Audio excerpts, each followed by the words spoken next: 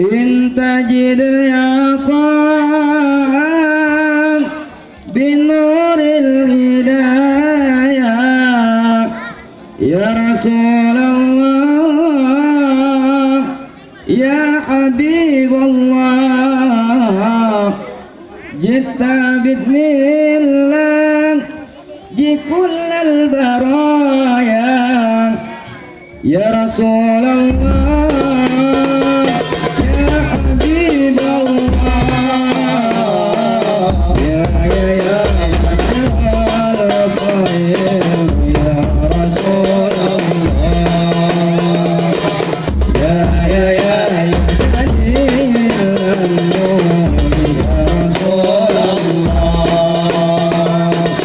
يا حبيب القلب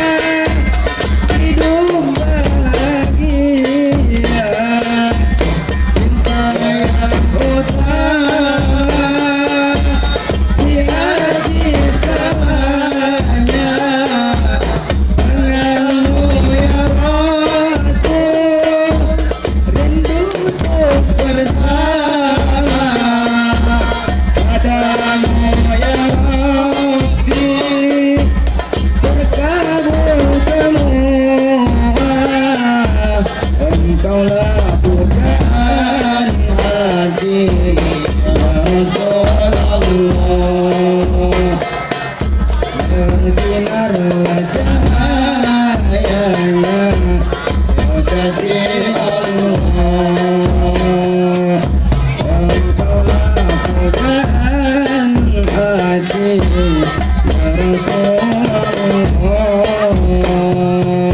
ya sinar cahayanya kekasih Allah, yauman nibata wal hidayah,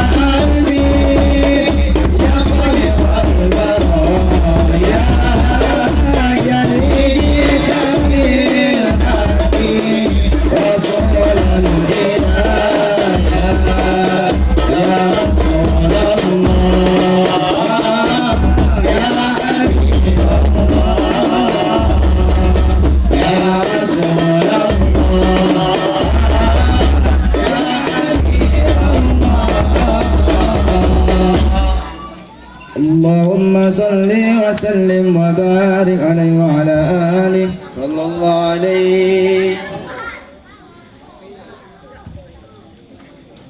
Sallu ala Nabi Muhammad. Allahumma salli wa sallim wa barik alaihi. Bapak-bapak, ibu-ibu, orang-orang tua kami, jamaah yang dimuliakan Allah Subhanahu wa taala. Sesaat kita akan mendengarkan tausiah ceramah agama dari Ustadz muda kita. Jadi bapak-bapak, ibu-ibu yang dimuliakan Allah, ciri-ciri orang yang beriman itu senang mendengarkan kebaikan. Dengar ceramah, tausiah, nasihat itu senang. Ibarat tanaman itu disirami hujan. Allah menjelaskan di dalam Al-Qur'anul Karim, "Fabashshir 'ibad alladzina yastami'una al-qaul fayattabi'una ahsana." Fabashshir 'ibad, berikan kabar gembira kepada hamba-hambaku, alladzina yastami'una al-qaul, orang yang suka dengarkan nasihat, tausiah, ceramah, kemudian dia ikuti apa-apa yang baik dari nasihat tersebut. Mudah-mudahan bapak-bapak, ibu-ibu yang disampaikan Ustadz muda kita nanti dapat kita pahami, sehingga menambah keimanan kepada Allah Subhanahu wa taala dan menambah kecintaan kepada Nabi Muhammad sallallahu alaihi wasallam. Bapak-bapak, ibu-ibu yang dimuliakan Allah, Ustadz ini kita undang jauh-jauh bapak-bapak. Bapak ibu dari negara Mesir. Tahu Mesir? Medan dan sekitar. Sallu ala Nabi Muhammad. Dipanggilkan kepada Ustadz Ahmad Fahrezi Khairi. Wa ilaihi falyatafaddal mashkura. Sallu ala Nabi Muhammad. Takbir.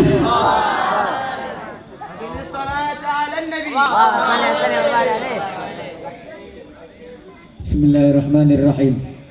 Assalamualaikum warahmatullahi wabarakatuh.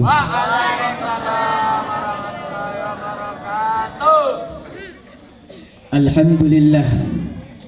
Alhamdulillahilladzi ja'alana min ummati sayyidina Muhammad. Allahumma salli wa sallim ala sayyidina Muhammadin miftahi babi rahmatillah. Adada ma bi'ilmillahi salatan wa salaman daimaini bidawami mulkillah. Wa ala alihi wa sahbihi wa mawala amma ba'd. Faqala Allah ta'ala fil Qur'anil Karim, a'udzu billahi minasyaitonir rajim, bismillahirrahmanirrahim. Ya ayyuhalladzina amanu taqullaha wal tanzir nafsum ma qaddamat lighad.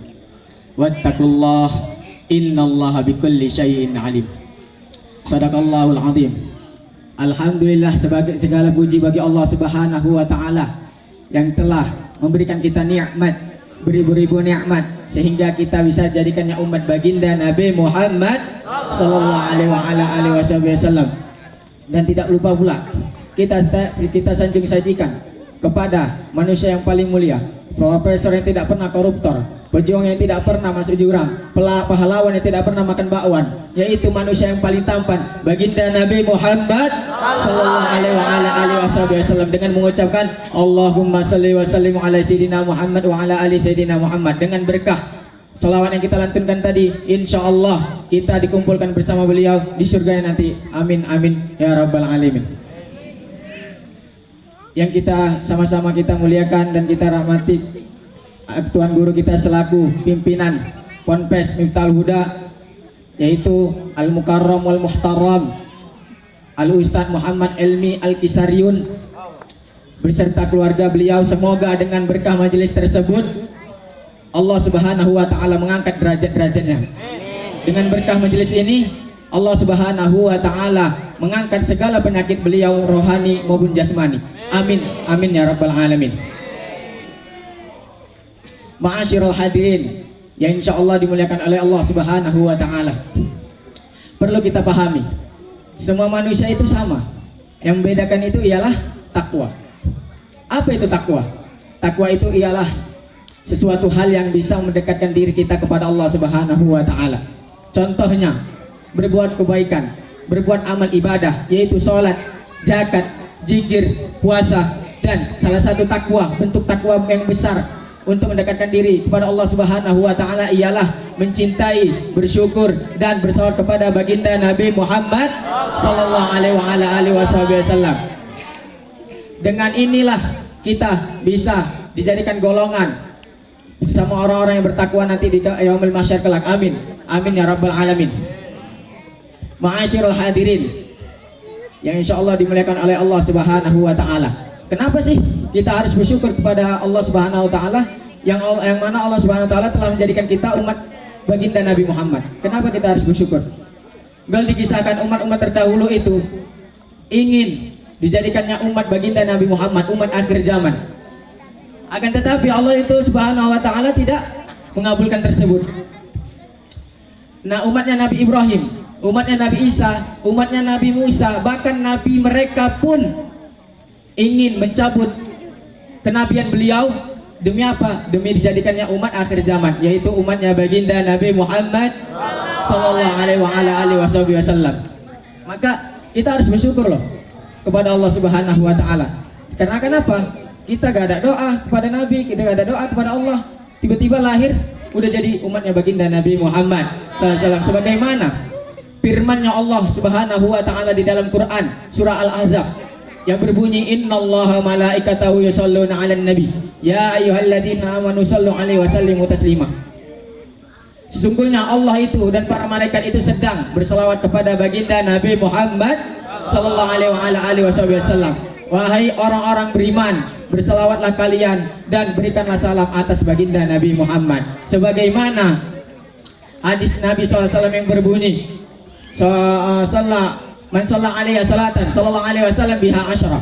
Barang siapa, kata Nabi, yang berselawat kepadaku 1 kali, maka Allah Subhanahu wa taala akan berselawatnya sebanyak 10 kali. Maksud Allah berselawat kepada beliau itu ialah Allah itu memberikan rahmat kepada manusia. Ya ikhwan, rahmat, satu rahmat aja sudah cukup kita masuknya ke surga Allah Subhanahu wa taala, apalagi 10 rahmat. Begitu gampang ya ikhwan mendapatkan tiket ke surganya Allah Subhanahu wa taala. Gratis dan lebih gampang. Dengan kenapa umat zaman sekarang ini lebih milih dengan tanpa mereka sadari itu mereka membeli tiket neraka daripada tiket surga. Padahal tiket neraka itu mahal, surga itu gratis. Mereka ini lebih banyak menginginkan yang enggak gratis daripada yang gratis. Apa itu yang enggak gratis? Yaitu tiketnya masuk neraka. Dengan tanpa mereka sadari, mereka membeli tiket neraka dengan cara apa? Dengan cara bermaksiat. Apa itu contohnya? Bermabuk-mabukan, bermabuk-mabukan itu bayar, bermain judi itu bayar, dan berbuat maksiat apapun itu yang buat maksiat itu pasti bayar, masuk diskotik pasti bayar, karena mereka menginginkan hal-hal nilai yang sementara. Aneh mau tanya nih pada antum-antum semua, nah pacaran bayar nggak? Pacaran itu nggak bayar, pacaran itu nggak bayar, akan tetapi keluar duit. Kapan keluar duitnya? Ketika dolan sama pasangannya. Nah, kenapa keluar duit? Kenapa keluar duit? Karena kodratnya wanita ini ada dua. Yang pertama ngomel, yang kedua ngemil.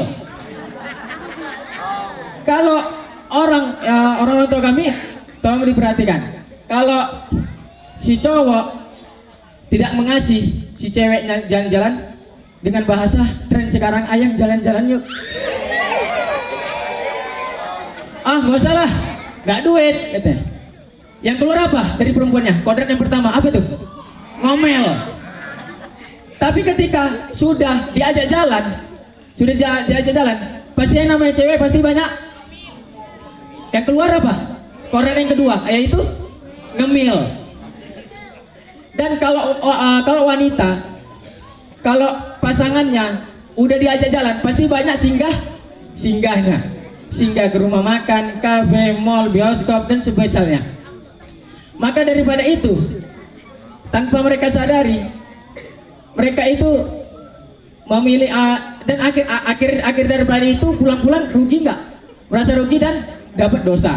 Maka kita berdoa kepada Allah Subhanahu wa taala agar Allah Subhanahu wa taala menjauhkan kita dari hal-hal tersebut yang bisa memasukkan kita ke dalam neraka. Amin. Dan yang kedua, yaitu tiket surga. Tiket surga ini gampang dan gratis. Apa itu? Membuat kebaikan. Apa itu contohnya? Sholat, ngaji, zikir, zakat, dan salah satu mudah untuk mendapatkan tiket masuk surga ini ialah berselawat kepada baginda Nabi Muhammad sallallahu alaihi wasallam. Kenapa kita berselawat pada Nabi Muhammad? Itu kita sudah mendapatkan tiket ke surga.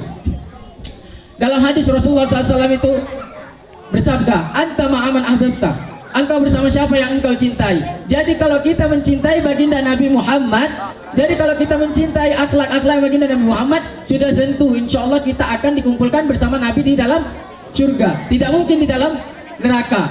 Nah, kedua, sabda Nabi yang berbunyi, man tasyabbaha biqaumin fahuwa minhu. Barang siapa yang mengikuti suatu kaum, meniru suatu kaum, maka dia akan dibangkitkan bersama kaum tersebut. Maka kalau kita meniru-niru akhlaknya beliau Nabi Muhammad, kita meniru-niru sifat-sifatnya beliau Nabi Muhammad sallallahu alaihi wasallam, maka sudah pasti insya Allah dengan hadis beliau yang tentukan tadi, insya Allah kita akan dikumpulkan bersama Nabi sallallahu alaihi wasallam di surganya Allah Subhanahu wa taala. Tapi sebaliknya, kalau kita meniru-niru orang-orang Yahudi, udah tahulah itu siapa. Meniru-niru orang-orang Yahudi, meniru-niru orang-orang Nasrani, sifatnya, akhlaknya, maka tidak lain pasti kita akan dikumpulkan bersama mereka di dalam nerakanya Allah Subhanahu wa taala. Dan api neraka pun mengatakan, menyala apiku. Alhamdulillah.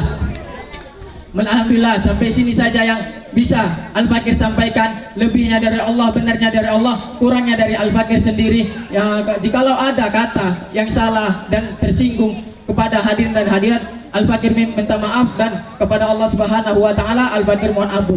Wabillahi taufiq wal hidayah. Wassalamualaikum warahmatullahi wabarakatuh. Waalaikumsalam warahmatullahi wabarakatuh.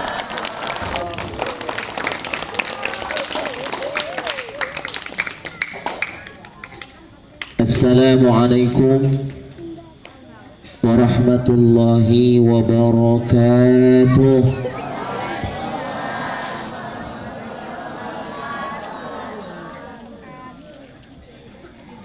Alhamdulillah. Alhamdulillahilladzi arsala rasulahu bil huda wa dinil haqq liyudhhirahu 'ala ad-dini kulli wa kafa billahi shahida. أشهد أن لا إله إلا الله وحده لا شريك له وأشهد أن سيدنا محمدا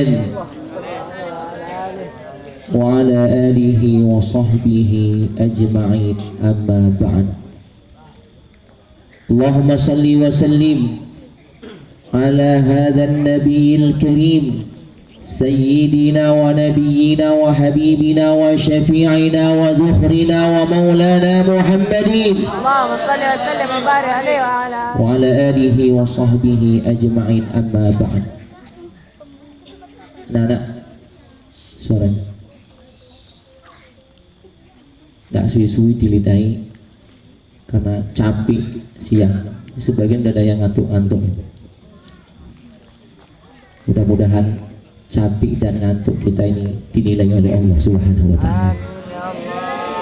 Capek dan lelah kita ini dipandang oleh Allah Subhanahu wa taala. Amin. Ya Rabbal alamin.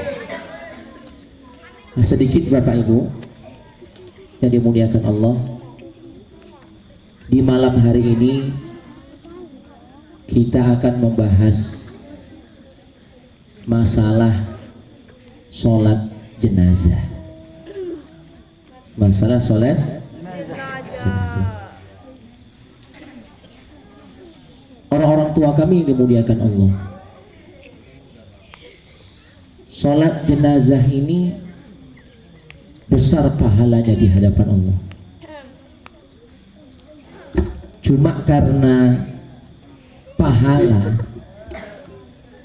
dia nggak nampak, jadi mohon maaf di sebahagian tempat ya, di kampung-kampung lain, di kampung lain maksudnya, di kampung lain tuh, di kampung lain kalau sholat jenazah itu kurang semangat. Di kampung lain, di tempat lain. Kalau di kampung kita ini enggak jauh beda maksudnya. Karena enggak nampak orang-orang itu. Tapi kalau sesuatu yang nampak, orang berebut, enggak diundang pun datang. Karena nampak dia. Tapi kalau perkara akhirat ini Allah, enggak ketok akhir. Yo ne iyo. Ya kalau iya, Allah kan nanti. Makanya di awal surah Al-Baqarah Allah menjelaskan alladzina yu'minuna bil ghaib. Orang beriman itu sifatnya yakin dengan perkara yang gaib. Yakin adanya kubur, yakin adanya mizan, timbangan amal di hadapan Allah, yakin adanya pahala dan dosa. Ini ciri-ciri orang yang beriman kepada Allah Subhanahu wa ta'ala. Makanya Bapak Ibu yang dimuliakan Allah, ketika hidup pandai-pandai cari kawan, pandai-pandai cari teman, pandai-pandai cari sahabat. Siapa sahabat yang sejati? Teman sejati itu siapa? Kalau istilah anak-anak muda sekarang, besti yang sejati itu siapa? Hah? Apa dalam bahasa Arab disebutkan? Wa yahzan bi husni wa yafrah bi farahi. Itulah kawan yang sejati. Ketika kita susah, dia pun merasakan susah. Dan ketika kita gembira, dia juga merasakan gembira. Ketika kita wafat Bapak Ibu, kalau sahabat sejati itu, mohon maaf, bukan sekedar nangis saja. Dia nangis, sedih, tapi dia ikut nyolatkan, ikut doakan.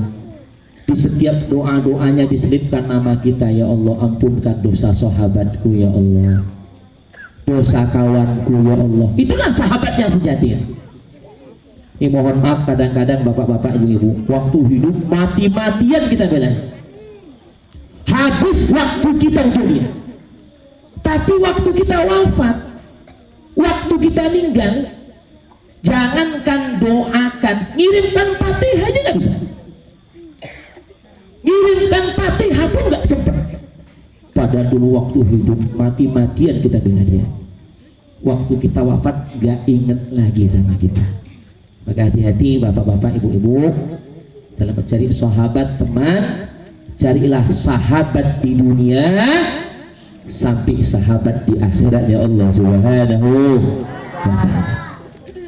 Dalam sebuah hadis orang-orang tua kami, yang mana hadis ini diriwayatkan oleh Imam Muslim, baginda Rasulullah Sallallahu Alaihi Wasallam bersabda, "Man syahidal janazah," siapa yang menghadiri orang yang kembali kepada Allah, menghadiri jenazah, man syahidal janazah hatta yusalla alaiha, sampai dia ikut nyolatkannya, falahu qiratun, dia dapat pahala 1 qirat.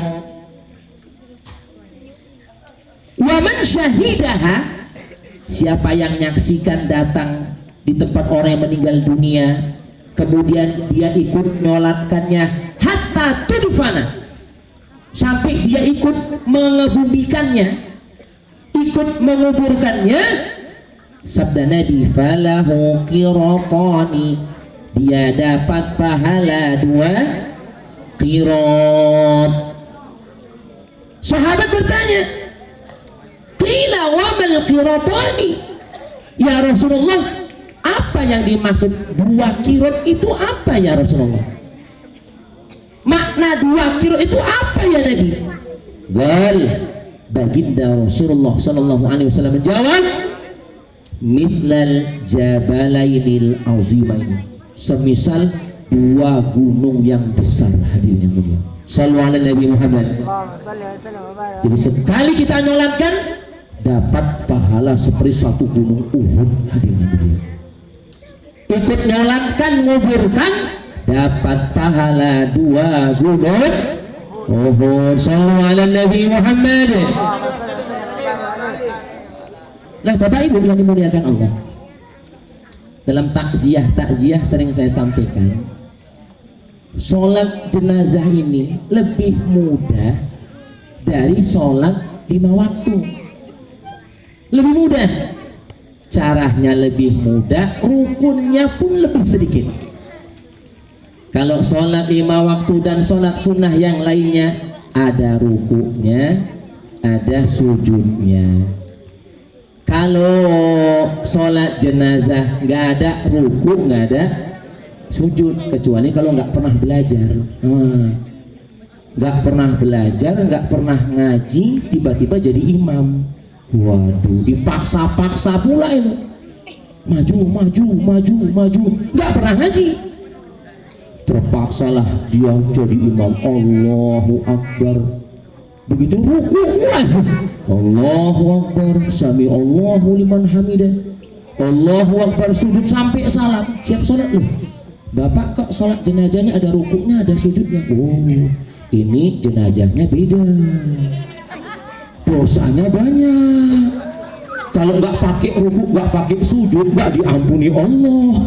Bukan dosanya banyak, yang sholat imam tadi nggak pernah belajar, karena sholat jenazah itu tidak ada rukuk, tidak ada sujudnya. Nah sedikit Bapak Ibu, ini tambahan khazanah keilmuan bagi kita. Jadi dalam ibadah itu ada syarat, ada rukun. Jadi ada syarat sahnya sholat, ada rukun sholat. Kita bahas yang pertama dulu, syarat sahnya sholat jenazah. Jadi jenazah mayit baru sah disolatkan, yang pertama syaratnya taqaddumu tuhri, terlebih dahulu mayit itu disucikan. Bagaimana cara mensucikan mayit? Yang pertama dengan memandikannya. Kalau mayitnya tidak bisa dimandikan terbakar, kulitnya hancur. Kalau dimandikan rusak kulitnya. Cara yang kedua ditayamumkan. Jadi mayit baru sah disolatkan, jenazah baru boleh disolatkan kalau sebelumnya itu sudah disucikan. Apa makna disucikan tadi? Yang pertama dimandikan atau ditayamumkan. Makanya orang-orang tua kami dimuliakan Allah, kalau kita punya saudara jauh, bapak ibu, dikabari meninggal dunia, jangan cuma oh iya meninggal, ya Allah. Orang kalau innalillahi, kalau mertua saya tuh innalillahi, siapa meninggal, ini baru cepu, ini baru ngomong apa dia, seolah-olah kalau ada berita meninggal dunia orang aja wafat gitu. Kayaknya orang aja meninggal dunia, kita nggak wafat rupanya, kita nggak meninggal dunia rupanya. Iya, ya minimal bacakanlah Fatihah orang-orang tua kami. Ya Allah, untuk roh sholat Al-Fatihah. Kalau bisa sholatkan, namanya sholat jenazah goib. Kalau kita nggak bisa hadir, jauh saudara kita masih bisa dapat pahala nyolatkan jenazah. Namanya sholat jenazah goib, niatnya sama. Bedanya usolli ala janazati fulan atau fulana al-goib. Sengaja aku mensolatkan jenazah bapak fulan atau ibu fulana goib. 4 takbir fardu kifayah karena Allah Subhanahu wa ta'ala. Cuma yang perlu diperhatikan, nah ini yang perlu dicatat, yang perlu digarisbawahi, kalau kita mau sholat jenazah goib, dipastikan mayit yang di sana itu sudah dimandikan dulu. Oh, itu kabar langsung sembahyang. Allahu Akbar. Mayit belum dimandikan di sana. Kalau mayitnya belum dimandikan, mayitnya belum disucikan, kita sholatnya tidak sah. Pernah kejadian orang-orang tua kami wafatnya di Pekanbaru, di rumah sakit, sudah dibungkus dikafani dari rumah sakit. Pikir keluarganya yang di sini di daerah Sumatera ini, pikirnya sudah dimandikan di sana. Sampai sini langsung dikafankan, langsung disolatkan. Setelah sholat baru tahu kalau mayitnya belum dimandikan, ulang lagi, dimandikan lagi. Kenapa? Sholat yang tadi hukumnya tidak sah, karena syarat mayit baru boleh disolatkan terlebih dahulu dimandikan. Paham orang-orang tua kami? Paham Bapak Ibu? Sallu ala Nabi Muhammad. Jadi kalau ada kabar wafat keluarga-keluarga kita, kok nek wis dimandiki hubungi rene yo. Nah gitu. Aku pe nyembayangke jenazah goib, boleh dapat pahala sholat jenazah. Tapi syaratnya tadi, mayit yang di sana itu sudah terlebih dahulu dimandikan. Ini syarat yang pertama. Yang kedua, orang-orang tua kami, syarat jenazah itu baru boleh disolatkan adalah wa alla yataqaddamal musalli alaihi, bahwa mayit itu tidak boleh berada di depan orang. Mayit itu tidak boleh berada di belakang orang yang mensolatkannya.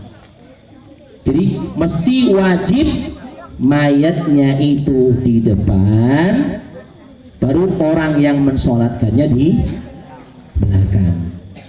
Jadi kalau ada di masjid rame di depan, olah mayatnya taruh belakang aja nggak apa-apa kan Allah maha tahu. Iya, Allah maha tahu kita nggak pernah ngaji, Allah maha tahu kita nggak pernah belajar. Kalau untuk sholat jenazah wajib orang yang menyolatkan berada di belakang jenazah atau mayat tadi. Makanya kalau ustaz-ustaz kondang sering nyampaikan bapak-bapak, ibu-ibu, sholatlah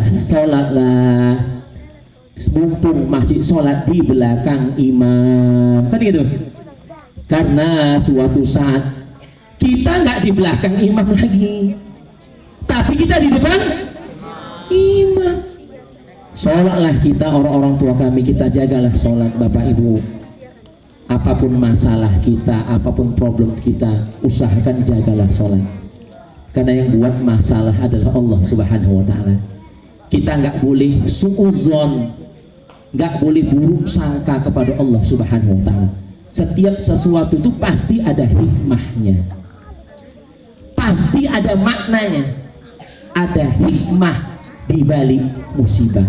Mungkin ini teguran Allah biar kita kembali kepada Allah, atau ini pengampunan dosa kita di hadapan Allah Subhanahu wa ta'ala. Nah, jagalah sholat kita mumpung kita masih sholat di belakang imam, karena suatu saat cepat atau lambat kita akan sholat di depan imam. Kapan itu? Kita sholat di depan imam kapan? Ketika kita kembali kepada Allah Subhanahu wa ta'ala. Dan penyesalan itu datangnya belakangan. Kalau guru saya dulu pernah nyampaikan, yang nyesel duluan cuma satu, yang lainnya nyesel itu belakangan. Yang nyesel duluan cuma satu. Kita naik kereta, ada mobil, kita dului, mau motor, begitu motor depannya ada mobil nabrak, udah jatuh apa kalian? Nyesel kali aku duluan, nyesel kali aku duluan. Itulah yang nyesel duluan. Kalau yang lain nyeselnya belakangan.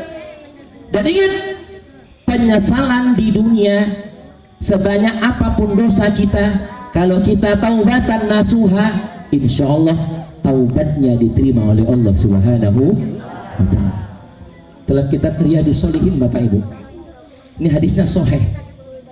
Nabi menceritakan satu orang yang punya dosa membunuh 99 orang. Cuma dosanya 99 orang dibunuhnya. Dia datang ke satu orang rahib. Wahai rahib, aku mau tobat kepada Allah. Kira-kira dosaku diterima nggak sama Allah? Tobatku diterima Allah nggak? Tobatku itu diterima Allah atau tidak? Tanya rahib tadi. Dosamu apa? Bunuh 99 orang. Wah, ngeri. Pasti nggak diterima, neraka. Walak tadi, benci tadi, pembunuh tadi, dibunuhnya rahib genap 100. Iya. Dia datang kepada satu orang ulama, satu orang soleh. Wahai orang soleh, aku mau tobat kepada Allah. Kira-kira dosaku diterima Allah? Taubatku diterima Allah nggak? Dosaku diampuni Allah atau tidak? Rahib tadi, ulama tadi, orang soleh tadi bertanya, kau apa dosamu? Aku sudah membunuh 100 orang. Apa jawaban orang soleh tadi? Wa man taba wa amana wa amila solihah. Siapa yang taubatan nasuha, betul-betul taubat karena Allah, tidak taubat main-main, taubatan nasuha, sebanyak apapun dosamu pasti diterima di hadapan Allah Subhanahu wa ta'ala. Baru niat taubat ini Bapak Ibu, baru niat taubat. Kata orang soleh tadi, coba kau pindah ke kampung sana. Kampung sana tuh ada orang yang soleh, kau belajar di sana. Baru niat taubat, di pertengah jalan, di pertengah perjalanan wafat, meninggal dunia. Rebutan antara malaikat rahmat dengan malaikat azab. Kata malaikat rahmat, ini bagianku ini. Dia sudah membunuh 100 orang. Kata malaikat rahmat, oh enggak, dia sudah niat taubat, dia sudah taubatan nasuha, dia sudah mau buat baik.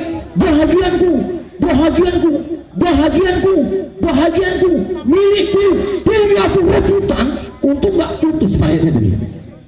Allah zat yang maha tahu. Allah perintahkan malaikat Jibril, coba kau jadi hakim sana, coba adili itu mereka. Turun malaikat Jibril, ada apa ini? Oh, kata malaikat azab, ini malaikat Jibril, ini dia sudah bunuh 100 orang, ini bahagianku, kata malaikat azab. Kata malaikat rahmat, oh tidak malaikat Jibril, dia sudah niat taubat kepada Allah, taubatan nasuha, ini milikku. Apa kata malaikat Jibril? Coba kita ukur aja, lebih dekat kemana ini? Lebih dekat ke kampung taatnya atau kampung maksiatnya? Diukur Bapak Ibu. Rupanya lebih dekat ke kampung taatnya, walaupun 1 jengkal hari ini. Diampuni Allah dosa-dosanya. Syaratnya taubatan nasuha. Jangan taubat sambel Bapak Ibu. Taubat sambel. Wah ampun lah. Taubat aku makan sambel. Wah, mulas weteng itu. Besok nggak ada sambel, sambel ini. Iya. Semalam taubat. Wah taubat, taubat aku makan sambel. Taubat, mencret. Iya.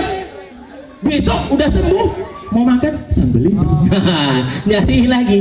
Niat taubatan nasuha. Tapi kalau nyeselnya di akhirat Bapak Ibu, sudah mati baru nyesel, ya Allah. Bila Israel datang memanggil, terkujur badan di pembaringan, baru nyesel nangis, tidak bermanfaat di hadapan Allah Subhanahu wa ta'ala. Jadi mudah-mudahan orang-orang tua kami, insyaallah nanti kita lanjut di pertemuan-pertemuan berikutnya tentang hal yang berkaitan dengan jenazah ini. Kita berharap mudah-mudahan kita mati dalam keadaan husnul khotimah, amin ya rabbal alamin. Gak ada harapan kita Bapak Ibu, hidup ini ya beginilah, inilah hidup. Yang paling enak apa? Ya beginilah dunia ini, inilah dunia. Apa makanan paling enak? Dimakannya begitulah rasanya, sampai tenggorokan sama. Kan pernah saya sampaikan Bapak, dunia ini nampaknya indah, tapi setelah dijalani rupanya nggak indah. Nampaknya kalau kita ke Danau Toba dari jauh tuh, airnya tuh biru indah, ya Allah.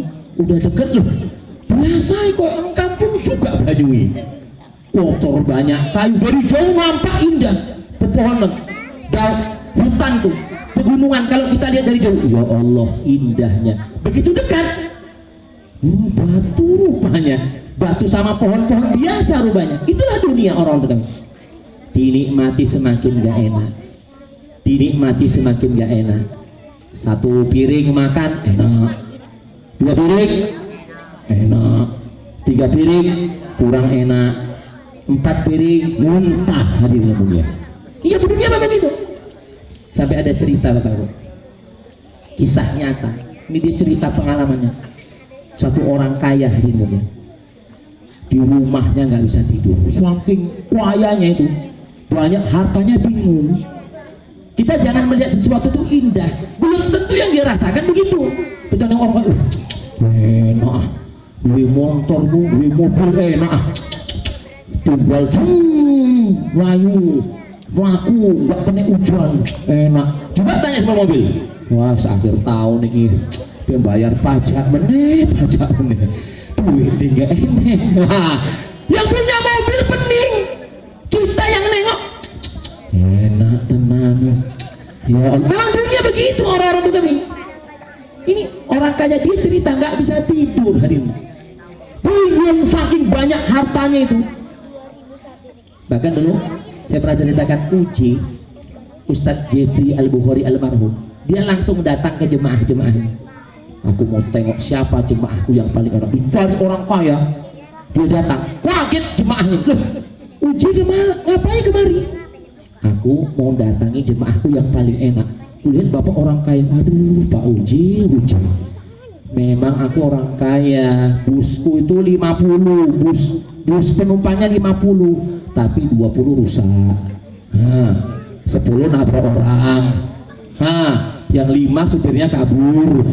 Kita nampaknya enak, tapi dia ngerasakan belum tentu begitu orang-orang itu kami. Ini nggak bisa tidur, kalau tidur minum pil tidur dulu. Buaya kali, saking banyaknya pikiran. Waktu naik mobil mewahnya itu, di persimpangan jalan ada tukang becak tidur di atas becaknya, dibuka kaca, cip, enaknya tukang becak di atas tempat di atas becak bisa tidur. Ya Allah, aku di atas kasur yang empuk nggak bisa tidur, mesti minum pil tidur baru bisa tidur. Enaknya tukang becaknya. Lampu hijau, bangun tukang becaknya, diangkat kaca, cip, jalan. Kata tukang becak, enaknya yang punya mobil itu. Yang enak siapa hari ini mulia?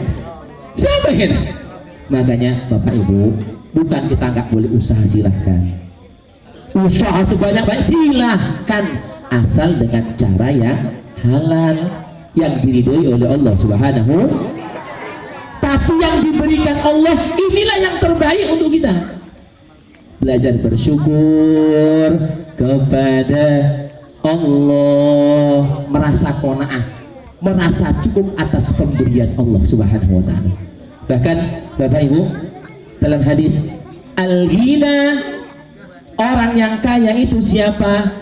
Bukan orang yang banyak hartanya, tidak, tapi orang yang kaya itu kaya hatinya, merasa cukup atas pemberian Allah Subhanahu wa taala. Silahkan berusaha, silahkan berbuat apapun asal dengan cara yang halal, tapi pemberian Allah inilah yang terbaik. Kita terima dengan lapang dada, alhamdulillahirabbil alamin. Kalau untuk dunia Bapak Ibu, kita lihat yang di bawah, jangan tengok yang di atas. Kalau tengok di atas nggak syukur. Ibu, tetangga baru beli kulkas baru, istri kita pula yang kedinginan. Bang, tetangga beli kulkas baru bang, dia kedinginan. Wah, orang beli kompor baru, dia yang kepanasan. Loh, orang dapat nikmat itu memang rezekinya, sama pekerjaannya, tapi rezekinya berbeda, karena rezekinya adalah pemberian daripada Allah Subhanahu. Dan mudah-mudahan majelis yang sedikit ini diberkahi oleh Allah Subhanahu wa taala. Kita diberikan istiqomah untuk senantiasa cinta kepada Nabi Muhammad sallallahu alaihi wasallam. Mudah-mudahan dengan cinta kita kepada Nabi Muhammad, kita meniru akhlak dan ibadah Nabi Muhammad sallallahu alaihi wasallam. Dan kita berharap nanti di akhirat kita dibangkitkan bersama Nabi Muhammad sallallahu alaihi wasallam. Amin ya rabbal alamin. Mohon maaf kalau ada kekhilafan, kekeliruan, tidak ada maksud apa-apa Bapak Ibu, semata-mata untuk watawasobil haqi watawasobil sabri, saling menasihati untuk perkara kesabaran, saling menasihati untuk perkara kebenaran di hadapan Allah Subhanahu wa taala. Mudah-mudahan barokah di hadapan Allah Subhanahu wa taala. Amin ya rabbal alamin. Wabillahi taufiq wal hidayah. Wassalamualaikum warahmatullahi wabarakatuh.